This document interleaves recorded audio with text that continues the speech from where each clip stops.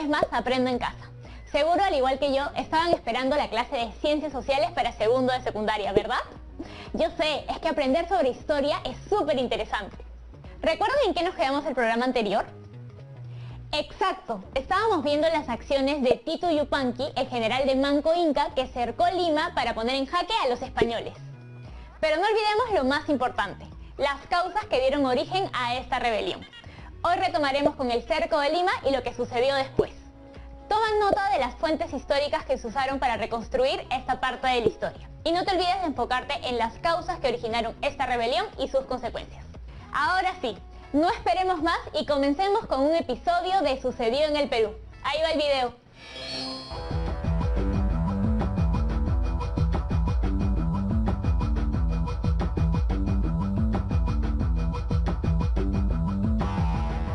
Manco Inca dispuso que su bravo general Titu Yupanqui, también conocido como Kisu Yupanqui, comandase el cerco de la ciudad de Lima. Yupanqui estableció su cuartel general en las faldas del Cerro San Cristóbal y colocó a sus tropas en distintos puntos del valle, todos cercanos al río. De esta manera emprendió el cerco de la entonces pequeña ciudad, mientras él, desde la cima del cerro, lo observaba todo. Claro, yo supongo que ese día no había esta neblina, ¿no? Porque si no hubiera sido bien difícil observar lo que estaba pasando.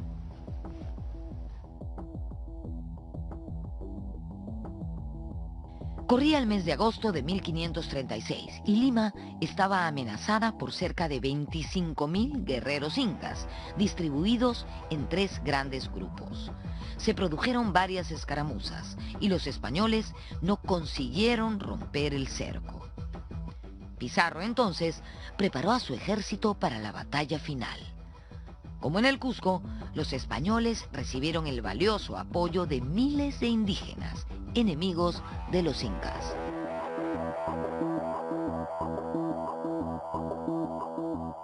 Los eventos finales se dan justamente cuando los españoles llegan a tomar el Cerro San Cristóbal, donde estaban, si se quiere, replegados los representantes del dominio incaico, porque no hay que olvidar que en el cerco de Lima actuaron incas, grupos étnicos de la región que apoyaban a los incas, pero también al lado de los españoles estaban los huancas, que apoyaron más bien a los españoles por una razón básica, que era el parentesco de Pizarro con una importante mujer de la élite de los huancas.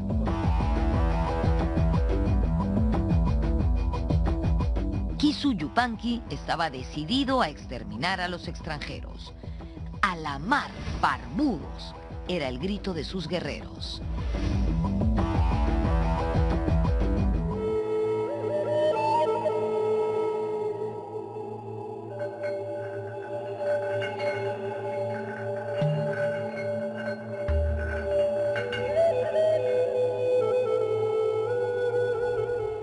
La ciudad estaba casi desierta cuando llegaron los indios desde el Rímac, que en ese entonces se llamaba Barrio de Santana. El sangriento enfrentamiento se produjo más o menos donde yo estoy en este momento, en el actual Jirón Ancash, a la espalda de Palacio de Gobierno. Cuentan las crónicas que Titu Yupanqui luchaba desde su litera y en pleno combate fue alcanzado por una lanza que le atravesó el pecho. Cuentan las crónicas también que, muerto Titu Yupanqui, los indios comenzaron a retirarse. Se puede discrepar de eso, pero lo cierto es que Titu Yupanqui murió y que el cerco de Lima fracasó principalmente debido a los refuerzos de indios que recibió Pizarro de diversas partes, pero sobre todo de Huaylas. Recordemos que Francisco Pizarro estaba casado con Inés Huaylas, cuya madre era la señora de Huaylas, Contarhuacho. En ese caso, la suegra sí que le dio una ayudita al yerno.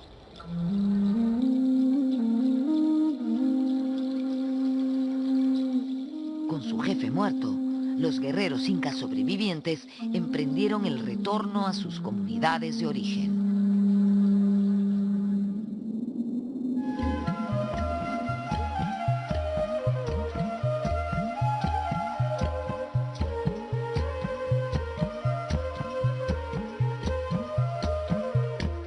Estamos en Puruchuco, zona arqueológica ubicada en el distrito de Ate. Aquí quedaba un palacio inca ocupado por el curaca de esta zona y su familia. Pero no hemos venido hasta aquí para contarles eso, sino para contarles que en este lugar ocurrió un hallazgo arqueológico importantísimo. Se trata de un cementerio inca donde hay restos de soldados incas que perecieron en el enfrentamiento entre las tropas rebeldes y las huestes españolas.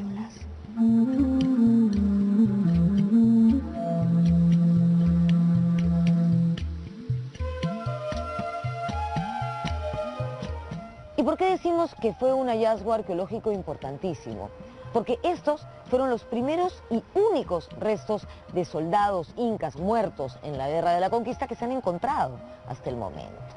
Son cráneos de muchachitos entre 18 y 22 años que tienen perforaciones de proyectiles de armas de fuego españolas. Recordemos que en esta guerra Pizarro tuvo de aliados a los indios Huaylas, pero no solamente a ellos, sino también a indios de otras zonas de Lima, como Surco, Caraballo y Lurigancho.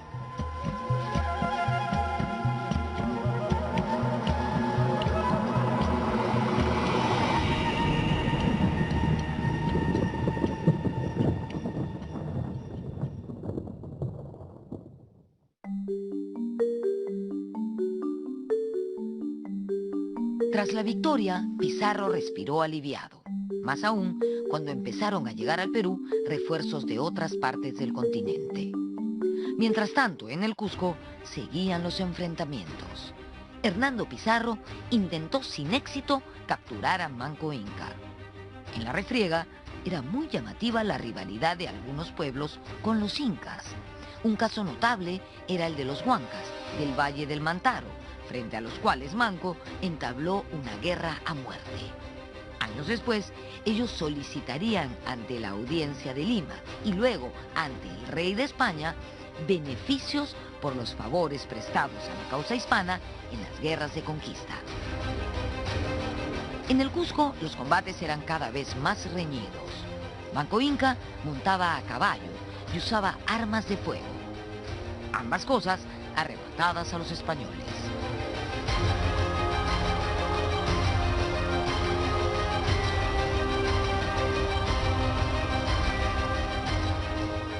Después de levantar el cerco de la ciudad del Cusco, Manco Inca se retiró a Yucay y posteriormente llegó hasta aquí, a la fortaleza de Ollantaytambo.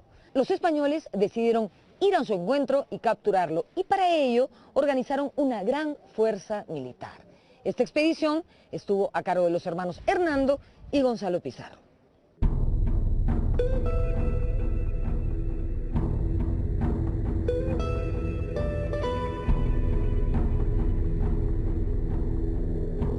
Advertido de la amenaza, Manco Inca pudo organizar la defensa y rechazar a las tropas enemigas desde estas alturas.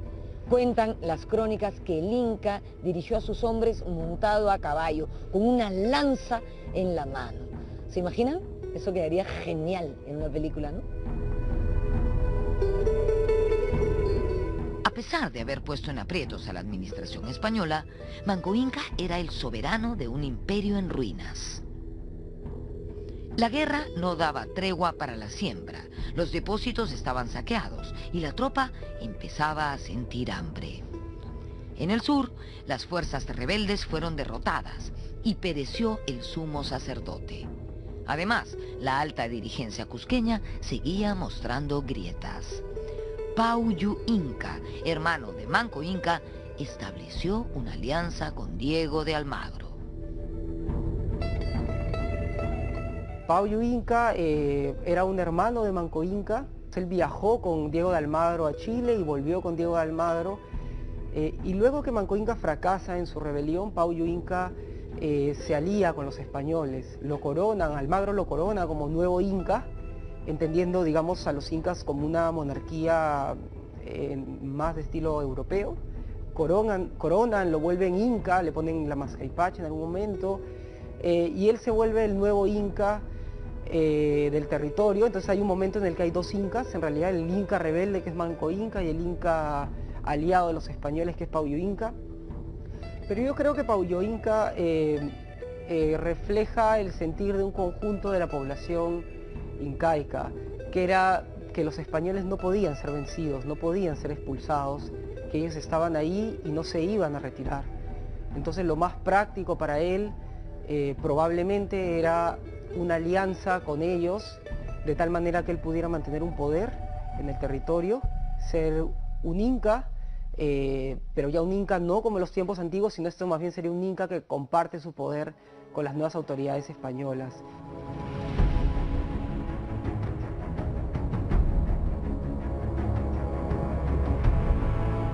Almagro, que regresaba de su fracasada expedición a Chile, venía dispuesto a enfrentarse a los Pizarro. Su primera acción fue apoderarse del Cusco y tomar prisioneros a Hernando y Gonzalo Pizarro. Manco Inca no tuvo más remedio que licenciar a gran parte de sus exhaustas tropas y retirarse a Vilcabamba. Vilcabamba se ubica en la ceja de selva, al noreste del Cusco, entre los ríos Urubamba y Arequipa. Desde allí, Manco Inca continuó la resistencia.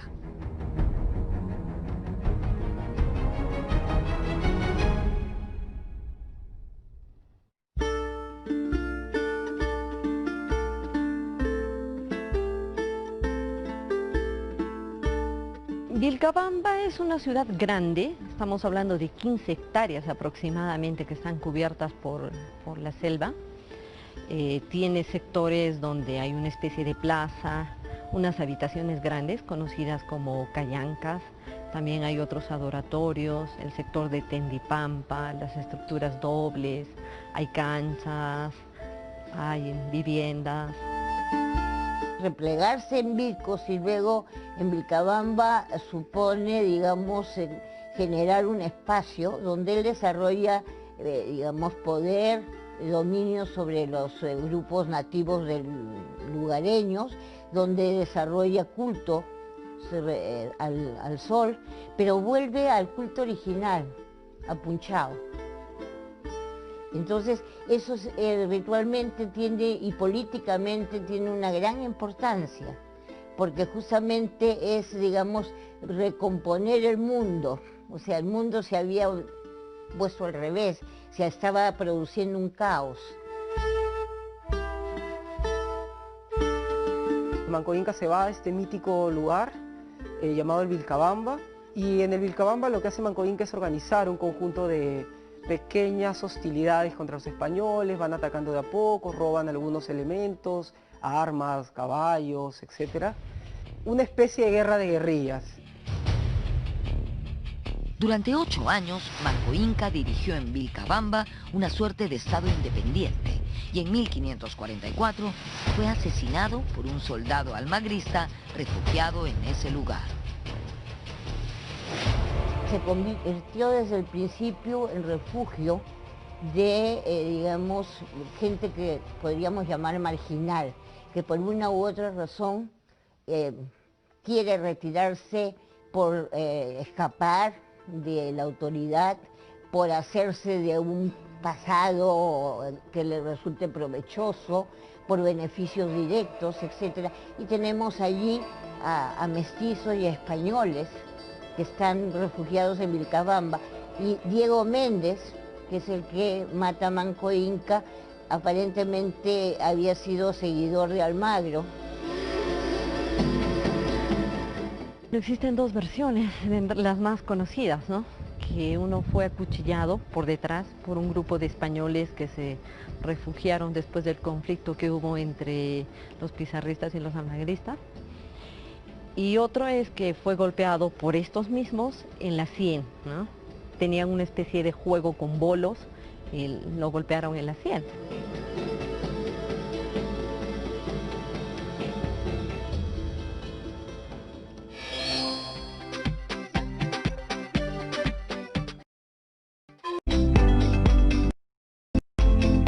Sucedió en el Perú. Los domingos a las 6 de la tarde, por TV Perú, Primero Mi Salud. Estamos viendo Aprendo en Casa, secundaria.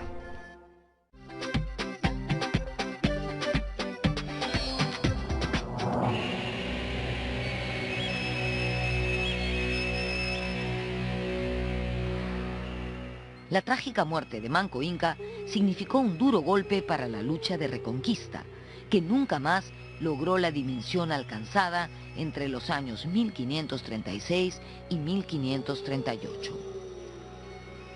De inmediato asumió el gobierno una regencia, hasta que los hijos del Inca fallecido fuesen mayores de edad.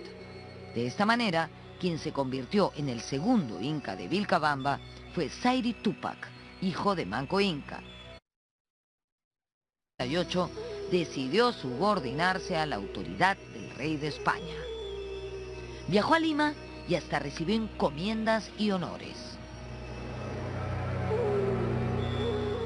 De Sayri Tupac, también el hijo mayor de Manco Inca, el que le sucedió una vez que falleció Manco Inca.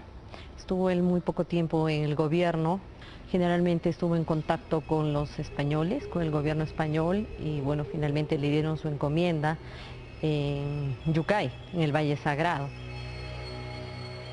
Sayri Tupac falleció muy joven, en 1560. En su reemplazo, asumió el gobierno Titu Cusi Yupanqui.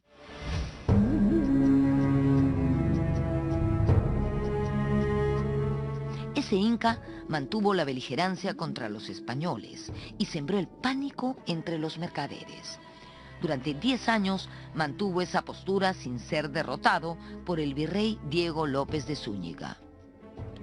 Lo importante de Titu Cusi Yupanqui es que fue el autor de un escrito enviado al gobernador del Perú, Lope García de Castro, donde narraba detalles de la rebelión de su padre, Manco Inca, y donde defendía su origen noble. Él escribe esta crónica un par de años antes de morir o poco antes de morir, que es básicamente una historia de cómo Manco Inca vivió la rebelión contra los españoles, y lo que tiene esta crónica es el punto de vista de los incas. El punto de vista, en este caso, de los que perdieron este enfrentamiento y que progresivamente, para los años de Manco Inca, ya hacia la década de 1560, el poder de ellos era cada vez menor y, como comento, las instituciones españolas y la presencia española se consolidaba. Es probable que este esfuerzo de Titu Cusi Yupanqui haya sido resultado de un intento por decirle al rey y a las autoridades del virreinato peruano de que él era un legítimo heredero de la monarquía, o lo que podía entenderse como una dinastía inca, y que por lo tanto había que entablar negociaciones con él y negociar con él el dominio del territorio, ¿no? Si bien el texto de Titu Cusi es muy importante, puesto que muestra el parecer de los incas rebeldes, hay que tomar en consideración que él no escribe de puño y letra, como Guamán Poma de Ayala, sino que se lo dicta a alguien. Es decir, hay una intermediación.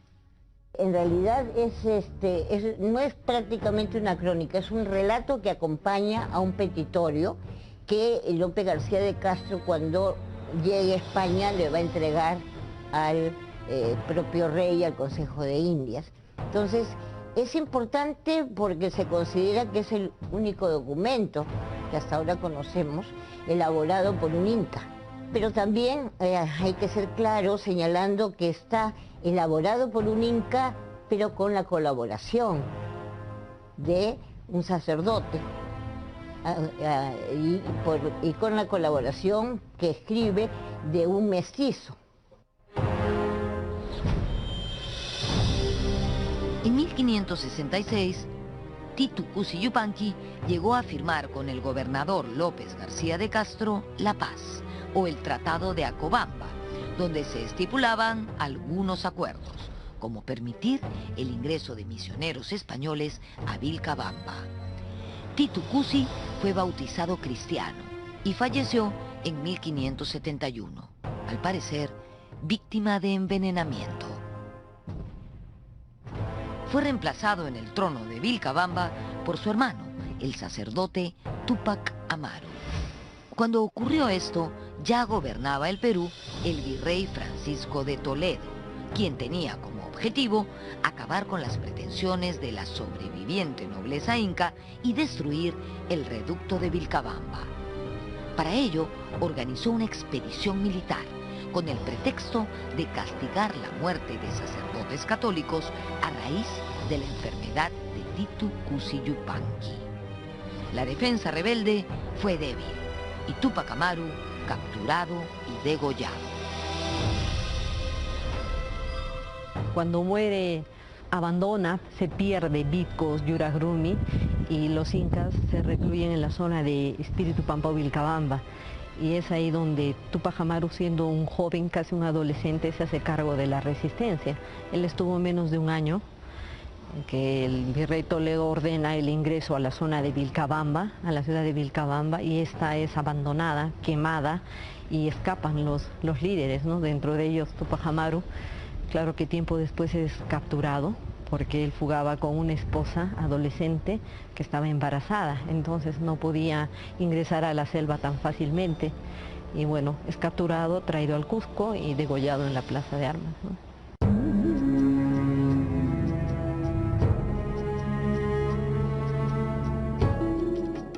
Túpac Amaru fue capturado y conducido hasta el Cusco, hasta esta plaza, descalzo, encadenado con una cadena de oro.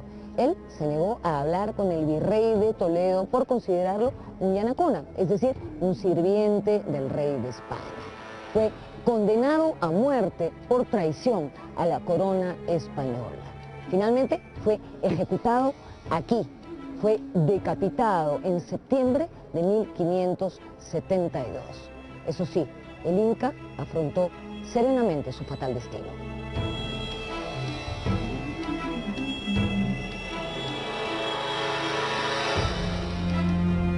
A la ejecución de Túpac Amaru le siguieron las persecuciones de los príncipes incas. Martín, hijo de Túpac Amaru de solo 3 años, fue desterrado del Cusco.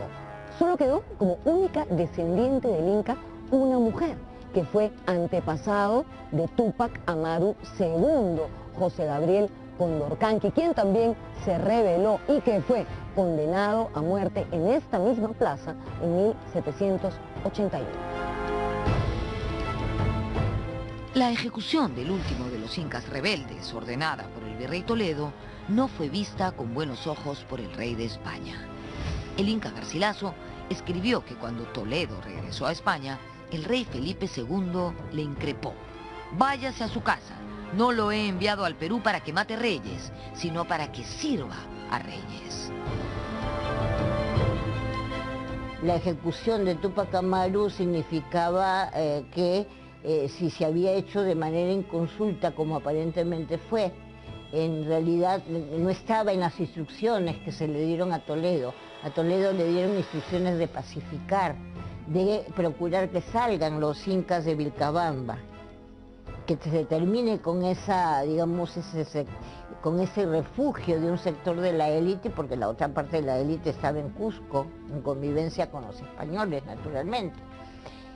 Pero no hay una orden de ejecutar al Inca, y por lo tanto eso no le convenía ni al rey ni al Consejo de Indias, y efectivamente en el juicio de residencia a Toledo se le considera un demérito y se le llama la atención por esa acción, ¿no?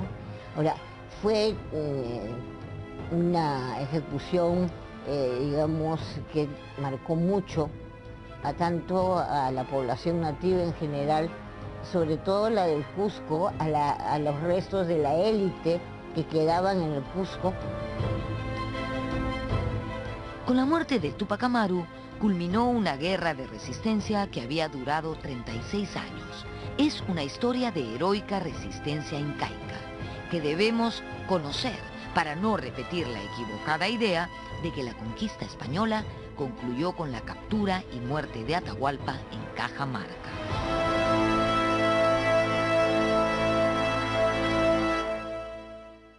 Después de la muerte de Túpac Amaru, ocurrida aquí en el Cusco, se empezó a difundir un mito en los Andes y ha entrado el siglo XVII, el mito de Incarri. Incarri, hijo del sol, fundador del Cusco y creador de todas las cosas que existen en el mundo. Incarri fue apresado y decapitado y su cabeza fue enterrada aquí, en esta ciudad. Sin embargo, el mito cuenta que su cabeza sigue viva, mientras su cuerpo se reconstituye debajo de la tierra. Cuando eso ocurra, Uncarri volverá a restituir el orden del mundo. ¿Qué creen ustedes? ¿Habrá alguien capaz de restituir el orden en este mundo en el que vivimos? Ojalá, ¿no? Nos vemos en la próxima.